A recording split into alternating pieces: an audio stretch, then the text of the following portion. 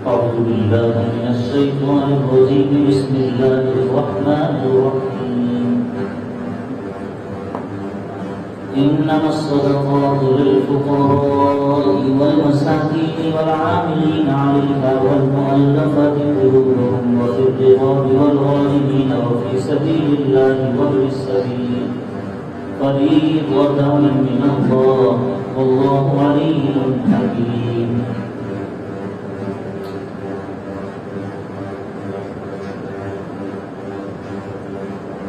بے شک صدقات تو فقراء کے لیے ہے اور مسکینوں کے لیے اور زکوٰۃ وصول کرنے والے لوگوں کے لیے اور ان لوگوں کے لیے جن کے دلوں کی تعریف مخصوص ہے اور غلاموں کو چھڑانے کے لیے اور قرضداروں کے لیے اور اللہ کے راستے میں چلنے والے مسافر کے لیے اور اللہ کے راستے میں اور مسافر کے لیے فریضۃ من اللہ، یہ اللہ کی طرف سے ایک فریضہ ہے اور اللہ علم والا ہے مطلع۔ اس آیت کریمہ میں اللہ تبارک و تعالیٰ نے زکوٰۃ کے مصارف کا تذکرہ کیا۔ زکوٰۃ کے 8 مصارف ہیں جہاں زکوٰۃ دینا ضروری ہے۔ پہلی بات یہ سمجھیے کہ زکوٰۃ سال میں ایک بار ہے۔ پھر دوسری بات یہ سمجھیے کہ زکوٰۃ اس آدمی پر فرض ہے جو صاحب نصاب ہو۔ صاحب نصاب کسے کہتے ہیں؟ جس کے پاس 52.5 تولہ چاندی ہو یا اس چاندی کے بقدر اس کے پاس پیسے ہو، یا جس کے پاس 7.5 تولہ سونا ہو، یا اس کے پاس 7.5 تولہ سونے کے بقدر پیسے ہو، یا اتنا تجارت کا مال ہو جو تجارت مال کی قیمت 7.5 تولہ سونے کے برابر ہو یا 52.5 تولہ چاندی کی قیمت کے برابر ہو، تو اس پر زکوٰۃ فرض ہے۔ اسے کہتے ہیں صاحب نصاب۔ اب عام طور پہ یہاں پہ جو ہم سے بھول ہوتی ہے، غلطی ہوتی ہے، وہ یہ کہ زکوٰۃ کو پہلے تو ہم بہت سستے میں رہتے، بہت ہی اسے ایک زائد چیز سمجھتے ہیں۔ نماز کا تو خوب اہتمام کرتے ہیں، حج کا خوب اہتمام کرتے ہیں، بڑے بے چین رہتے ہیں، نماز کبھی نہیں چھوٹتی، لیکن زکوٰۃ اکثر چھوٹ جاتی ہے، دیتے بھی ہیں تو برابر اس کا حساب کر کے نہیں دیتے۔ زکوٰۃ ایسے ہی فرض ہے جیسے نماز فرض ہے، تو جیسے نماز کا کیلکولیشن رہتا ہے ویسے زکوٰۃ کا بھی کیلکولیشن ہمارے پاس رہنا چاہیے، اس کا بھی ٹائم متعین ہونا چاہیے، اس کا بھی اماؤنٹ متعین ہونا چاہیے، کس میں سے کتنا دے رہے ہیں یہ بہت ضروری ہے۔ اگر ہم ایسے ہی دے رہے ہیں، کوئی اندازہ نہیں ہے، تو پھر یہ صحیح طریقے سے زکوٰۃ دینا نہیں ہے۔ اہتمام سے زکوٰۃ ادا ہو جائے گی اگر آپ نے اتنی نکال دی ہے جتنی آپ پر فرض ہے، ایسے ہی آپ دیتے گئے، لیکن یہ صحیح طریقہ نہیں ہے۔ یہ تو زکوٰۃ کس پر فرض ہے؟ اب جو بھول ہوتی ہے وہ یہ ہوتی ہے کہ 7.5 تولہ سونا، اس کا انتظار کرتے ہیں کہ کب میرے پاس 7.5 تولہ سونا ہو جائے تو زکوٰۃ فرض ہے، یعنی 2 تولہ 3 تولہ 1 تولہ جب تک ہمارے پاس رہتا ہے ہم سمجھتے ہیں ہم پر زکوٰۃ فرض نہیں۔ یہ بھول نہ ہوئے، یہ لاپرواہی نہیں ہونی چاہیے۔ کیوں کہ اگر آپ کے پاس 1 تولہ سونا ہے جس کی قیمت 40-45 ہزار روپے ہے اور آپ کے پاس 5-10 ہزار روپے الگ ایکسٹرا پیسے بچے ہوئے ہیں، بیلنس ہے آپ کے پاس، تو وہ جو سونا ہے 40,000 ادھر 10,000 ملا کے تقریباً 50,000 ہو جاتے ہیں، آپ کا زکوٰۃ فرض ہوگی۔ بہت سارے لوگوں کو نہیں پتا ہے، تو اس بات کا خیال رہے کہ 7 تولہ سونا ہونے کا انتظار نہ کرے، یہ سارے 52 تولہ چاندی کا انتظار نہ کرے۔ اگر تقریباً 50,000 کے آس پاس کا اماؤنٹ سب ملا کر آپ کے پاس بچت ہے تو آپ سمجھیے آپ کا زکات کر سکتے ہیں۔ تجارت کے مال پر بھی زکات فرض ہے، سونے اور چاندی پر جیسے فرض ہے۔ تو ایک یہ چیز مجھے عرض کرنا ضروری تھی۔ دوسری یہ کہ زکات جس پر قرضہ ہے، عام طور پہ آدمی لمبا کئی سالوں کا قرضہ لے کے رکھتا ہے اور سمجھتا ہے کہ میرے اوپر قرضہ ہے، 40-50 لاکھ کا قرض ہے، لون ہے بینک کا۔ اب اس میں شریعت نے تھوڑی آسانی دی ہے، وہ یہ کہ ایک آدمی الگ پتی ہے لیکن اس کے اوپر 1 کروڑ کا قرض ہے یا 40 لاکھ کا قرض ہے، 50 لاکھ کا قرض ہے، تو اب یہ بندے پر زکات کیسے فرض ہوگی؟ تو اس نے حساب لگانا ہے صرف 1 سال کی قسطوں کا، 1 سال کی انسٹالمنٹ کا، 1 سال میں جتنے وہ ہفتے بھرنے والا ہے اتنا ہی قرضہ اس کا شمار کیا جائے گا۔ 1 سال کے علاوہ پھر جو بھی قسطیں باقی ہے اس کا نہیں شمار ہوگا، وہ اگلے سال پھر 1 سال، پھر اگلے سال 1 سال، 1 سال کی قسطیں جتنی بھرنی ہے، سمجھو 20,000 ہفتہ بھرتا ہے، 20,000 سے 12 مہینے میں کتنے ہوئے، بس اتنا ہی اس کے اوپر قرضہ شمار ہوگا، بھلے اس کے اوپر 40 لاکھ کا قرض ہے، کیونکہ یہ اس نے قرضہ بینک سے لیا ہے، نہیں بھی لیتا تو چل جاتا۔ اب یہ جو مصارف زکات ہے اس کو سمجھیے، کس کو دینا ہے؟ سب سے پہلا نمبر ہے فقیر کا، نمبر 2 پہ ہے مسکین کا۔ فقیر مسکین میں کیا فرق ہے اس کو سمجھیے۔ فقیر وہ جس پر زکات فرض نہ ہو، سمجھنے کے لیے فقیر وہ جس پر زکات فرض نہ ہو، ہر وہ آدمی فقیر ہے جس پر زکات فرض نہیں ہے، آپ ایسے آدمی کو زکات دے سکتے ہیں۔ جس پر زکات فرض نہیں ہے وہ فقیر ہے، اور مسکین وہ ہے جو حد سے زیادہ ضرورت مند ہے، یعنی فقیر سے بھی ایک دم نچلے درجے کا غریب سمجھے۔ تو یہ فقیر اور مسکین کا فرق ہے۔ فقیر میں بہت سارے لوگ آتے ہیں، مسکین میں بہت کم لوگ آتے ہیں۔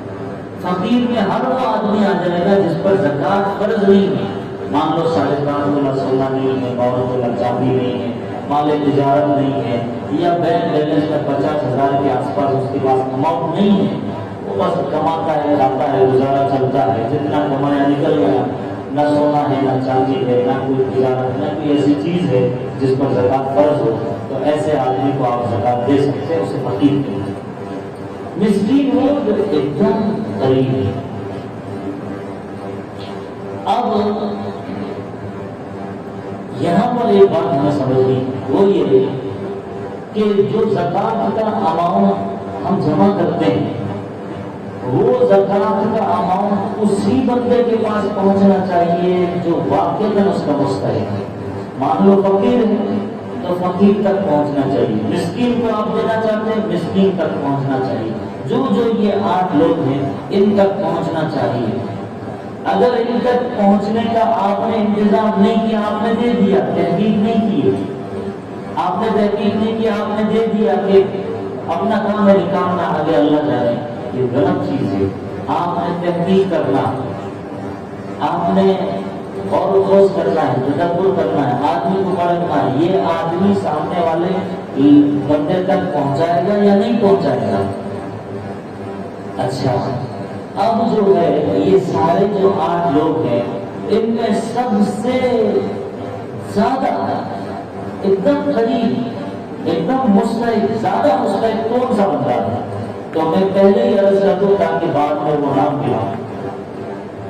سب سے زیادہ مستحق وہ بندہ ہے جو دیندار ہو، شریعت سنت کا پابند ہو اور غریب بھی۔ بات سمجھ میں آ رہی؟ غریب ہونا ضروری نہیں. زکات کیوں دی جاتی ہے اس کی روح سمجھیے. زکات کیوں دی جاتی ہے؟ صرف کسی کا پیٹ بھرنا مقصد نہیں ہے اللہ کو. زکات سے کسی کا پیٹ بھرنا مقصد نہیں ہے. زکات سے مقصد یہ ہے کہ وہ دین کی طرف آتا ہے. زکات سے دینداری مقصود ہے. زکات سے یہ مقصد ہے کہ یہ دین چھوڑ کر کافر نہ ہو جائے. زکات سے یہ مقصد ہے کہ یہ دین چھوڑ کر کے مرتد نہ ہو جائے. غریبی کی وجہ سے بعض لوگ ہو جاتے ہیں، شرک کرنے لگتے ہیں. تو مین اصل ہے دین. اب یہ چیز آپ کہاں سے لائیں؟ اب ہمارے یہاں جو عورتیں آتی ہے یا راستوں پر آپ کو مل جاتی ہے، گھروں پر آتی ہے یا بچے آتے ہیں، پیشہ وارانہ پیشہ ور فقیر کو زکات چلتی ہے. یہ بات پہلے ہی نوٹ کرتے ہیں. پیشہ ور فقیر کو، جس کا پیشہ ہے اس کو زکات نہیں چلتی. اس کو آپ ایسے ہیلپ کر سکتے ہیں، مدد کر سکتے ہیں، لیکن جس کا پیشہ ہو، جس کا دھندا ہو، مانگنا بھیک مانگنا، اس کو زکات نہیں چلتی. کیوں؟ اس لیے کہ اس کا دھندا ہے. زکات کی روح کیا ہے؟ دین کا فروغ، دین کی ترقی. اب زکات کے مستحقین میں سب سے زیادہ قریب آپ کا فقیر اور غریب، آپ مسکین، ایسے بندے کو ڈھونڈیے جو آپ کا رشتہ دار ہے. سب سے نزدیک جو آپ کا رشتہ دار ہو، جو آپ کے قریب ہو، جو آپ کے اقربا میں آتا ہو، پہلے وہ.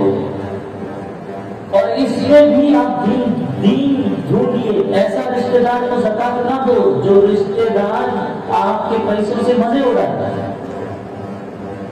جو بار بار قرضہ کرے، جس کی فطرت ہو زیادہ عیاشی کرنا اور پھر آپ سے آ کر مانگنا، ٹھاٹ کرنا، زیادہ سے زیادہ قرضہ کرنا، زیادہ سے زیادہ خرچہ کرنا، اور پھر آپ سے آ کر کے بار بار مانگے. ہاں، جو بندہ توبہ کر لے، جو بندہ اللہ سے معافی مانگ لے کہ آئندہ میں یہ اس طرح فضول خرچی کر کے بھکاری نہیں بنوں گا، تو پھر ایسے بندے کو دے سکتے ہیں. لیکن آپ کو پتہ ہے اس کی روزانہ کی عادت ہے اور پھر آپ اس کو دیتے ہیں، یہ ٹھیک ہے، زکات ادا ہو جائے گی، لیکن یہ بہترین مصرف نہیں ہے. بہترین مصرف نہیں ہے.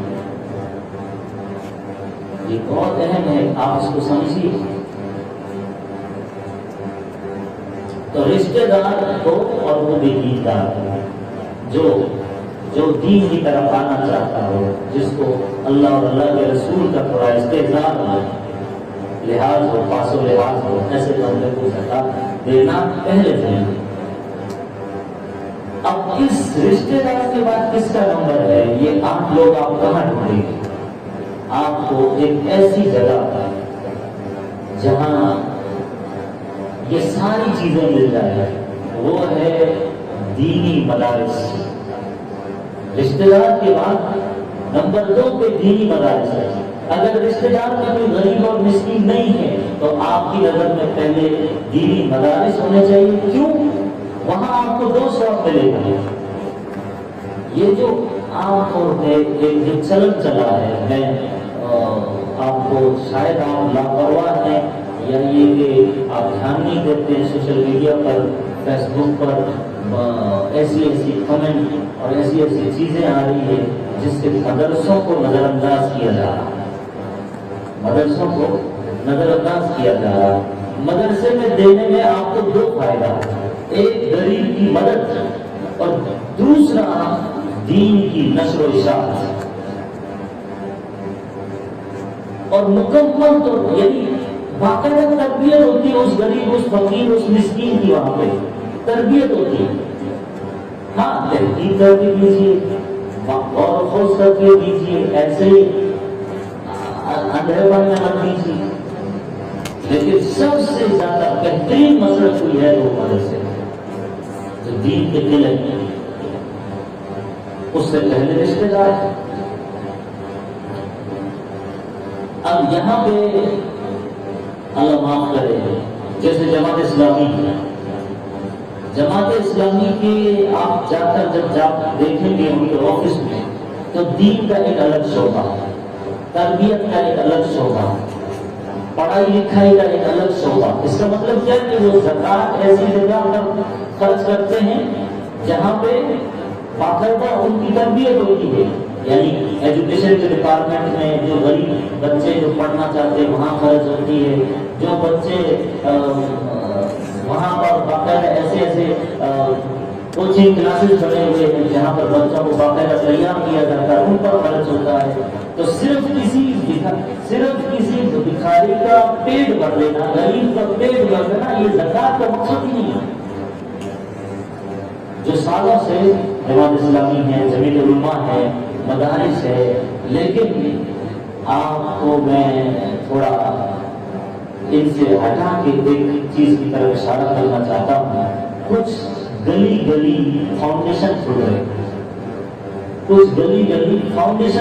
فلاں فاؤنڈیشن، اور وہ زکوٰۃ جمع کرتے ہیں اور غریبوں کا پیٹ بھرتے ہیں، غریبوں کو روزی پہنچاتے، کپڑے پہنچاتے، ان کی مدد کرتے ہیں۔ کوئی سسٹمیٹک کرتا ہے، پرانی تنظیم ہے ٹھیک ہے، لیکن ایک میرے بھائی کی تنظیم ہے اور وہاں مجھے اہمیت نہیں دی جاتی، تو میں نے ایک الگ فاؤنڈیشن کھول دیا، اس نے ایک الگ فاؤنڈیشن کھول دیا، اور زکوٰۃ جمع کرتے ہیں، لمیٹڈ 50، 100، 200، 300 لوگوں کو ہیلپ کی جاتی ہے۔ یہ صحیح طریقہ ہے۔ آپ کو اگر زیادہ ہی ہمدردی ہے تو غریبوں کی، امت کی، تو جو پہلے سے کام کر رہے ہیں ان کے ساتھ جڑ کے کیجیے نا، الگ سے کھولنے کی ضرورت ہے۔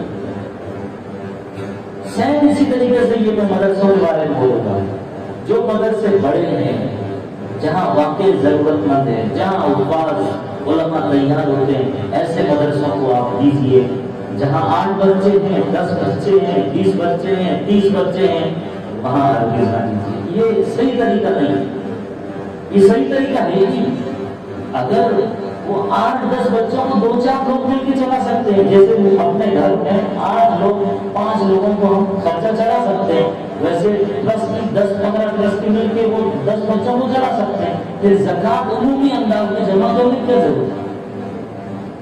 یہ جو جگہ جگہ ایسے زکوٰۃ کے اڈے کھل رہے ہیں، اس میں آپ دھوکے میں نہ آئے، سرچ کیجیے، تحقیق کیجیے، اور روز کیجیے، پھر دیجیے۔ جو پرانی تنظیم ہے وہ الگ بات ہے، لیکن جو نئے کھل رہے ہیں یہ غلط طریقہ ہے۔ ہاں، ان کو بنانا ہے تو ہاسپٹل بناؤ، ان کو بنانا ہے جیسے ہمارے خدمت عوام فاؤنڈیشن ہے، جس میں اکثر لوگ کام کرتے ہیں، جن کا مقصد ہے ہاسپٹل بنانا، جن کا مقصد ہے اسکول بنانا، جن کا مقصد ہے کالجز بنانا غریب بچوں کے لیے، وہ ٹھیک ہے، لیکن صرف کسی کو فوڈ پہنچا دینا، صرف کسی کے کپڑے پہنچا دینا اور اس کے لیے زکوٰۃ جمع کرنا، یہ انتہائی غلط بات ہے، یہ زکوٰۃ کی روح ہے۔ تو یہ اس لیے میں پہلے اس کی تبدیلی کچھ باتیں عرض کر دی ہیں۔ تو فقیر اور مسکین۔ نمبر 2 پہ والعاملین علیہا، جو لوگ زکوٰۃ وصول کرتے ہیں ان کو بھی بیت المال میں سے جو زکوٰۃ کا فنڈ ہے انہیں زکوٰۃ دے سکتے ہیں، جو زکوٰۃ وصول ہے۔ اب یہاں پہ میں آپ کو تھوڑا سا جھنجھوڑنا چاہوں گا کہ یہ جو مدرسے والے آتے ہیں، یہ جو زکوٰۃ وصولنے کے لیے آتے ہیں، اس میں آپ تحقیق کیجیے، لیکن ہرگز آپ ان کو حقارت کی نظر سے نہ دیکھیں، آپ ان کو کوتاہ نظر سے نہ دیکھیں، خامخواہ حاجت بھیڑ کرتے ہیں، آپ نہ دیجیے، آپ تحقیق کیجیے، کیونکہ اس میں بھی بہت ڈپلیکیٹ لوگ ہیں، لیکن آپ حقیر نہ جانیے، جو واقعی آپ جس کو باہر بٹھاتے ہیں، آپ کے جوتے چپلوں پر کھڑا کرتے ہیں، یقین مانیے جب وہ مدرسہ پہنچتا ہے تو ہزاروں بچے ان کے قدم چومتے، ہزاروں بچے ان کے ہاتھ کو بوسہ دیتے، ہزاروں بچے ان سے درس حدیث بخاری شریف پڑھتے۔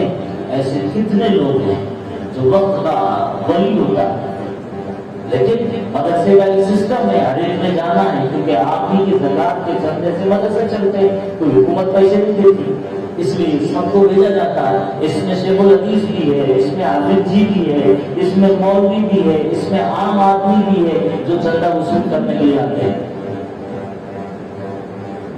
وقت کا ولی بھی ہے، اس لیے ہر دن کو حقارت کی نظر سے آپ دیکھیں، نہیں دینا ہے کوئی بات نہیں.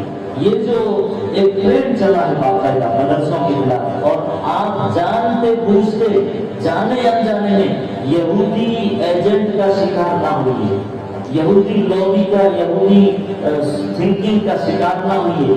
یہ یہودیوں اور RSS اور کچھ لوگوں کی یہ سازش ہے کہ لوگوں کو مدرسے سے بدزن کر دیا جائے، ان سے بدگمان کر دیا جائے. آپ تحقیق کیجیے، ضرور تحقیق کیجیے، لیکن حقیر نہ سمجھیے.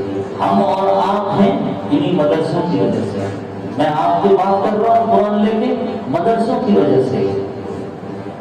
صرف اگر کوئی زکات دے گا کہ مجھے پالتا، میں قرآن لینے کے لائق نہیں بنتا. میں زکات کے پیسوں سے پلا اور بڑا ہوں. ہماری غربت تھی، تنگی تھی، پریشانیاں تھی گھروں میں، تو آپ ہی کی زکات کے پیسوں سے پل کے پڑھ کے بڑا ہو کر کے دورہ کر کے حدیث پڑھ کے قرآن کی تفسیر پڑھ کے آج آپ کے سامنے.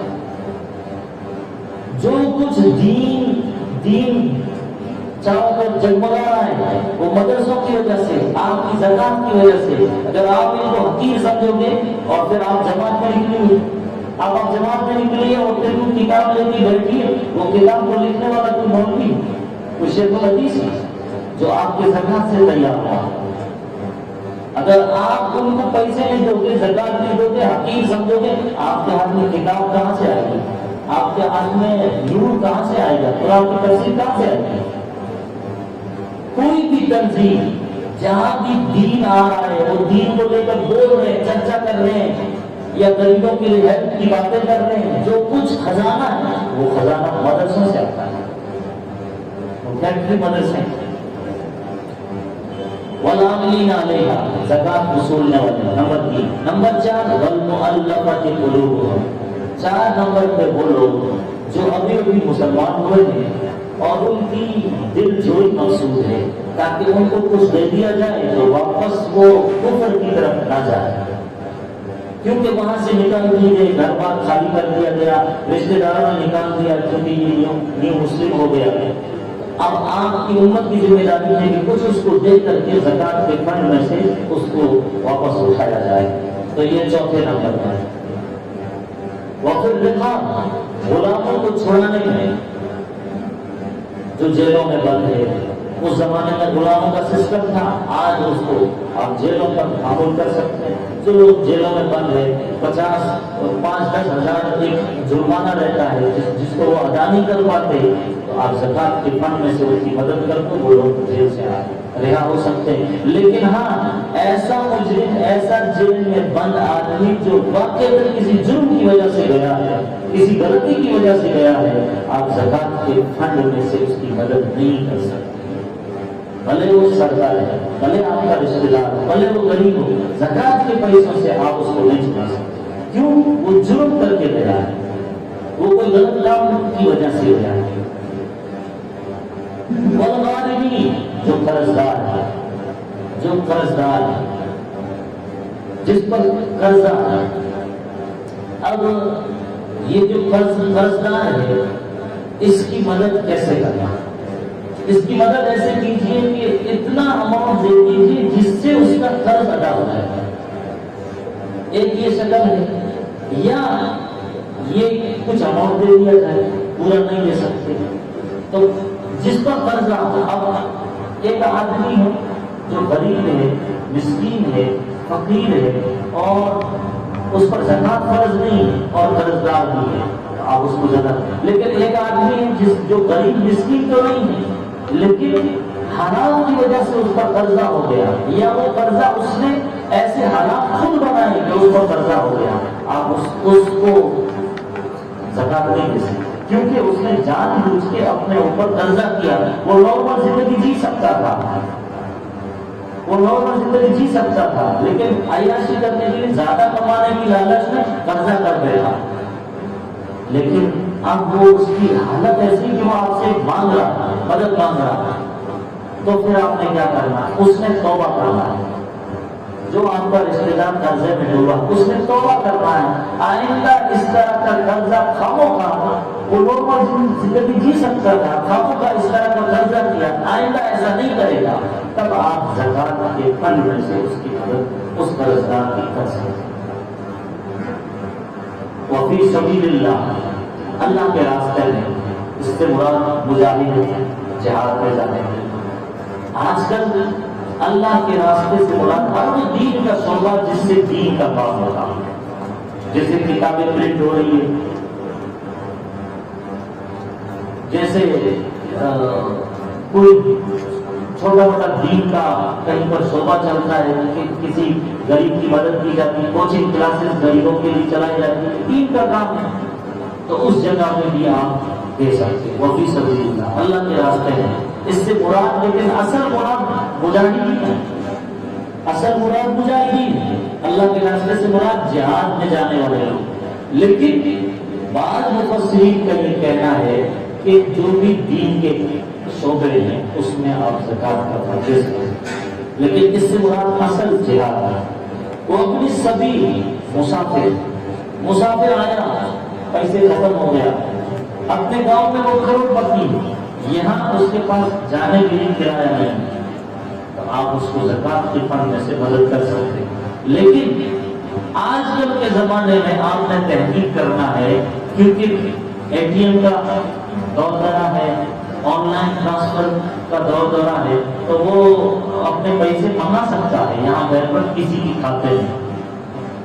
ہر مسافر کی مدد نہیں کر رہا ہے، واقعی ضرورت مند ہے، کوئی وہاں سے بھیجنے والا بھی نہیں ہے، سب کچھ بند ہے، نیٹ نہیں چل رہی، یا یہ کہ انٹرنیٹ کا وہ دور ہے ہی نہیں طریقہ، یا یہ کہ اس کے پاس دینے والا وہاں سے کوئی نہیں ہے، لیکن وہ زمیندار ہے اپنی جگہ پر، بڑا کروڑپتی آدمی ہے، تو تحقیق کر کے دینا ہے۔ کیونکہ آج پہلے زمانے میں کوئی سفر میں جاتا تھا، پھنس جاتا تھا، کوئی ذریعہ نہیں ہوتا تھا گاؤں سے واپس رابطہ کرنے کا، تو اس زمانے کی بات ہے، لیکن آج کے زمانے میں تحقیق کر کے دینا وہ ہم نے سمجھ۔ تو یہ 8 شعبے ہیں جہاں زکات کے لیے صحیح مصرف ہے۔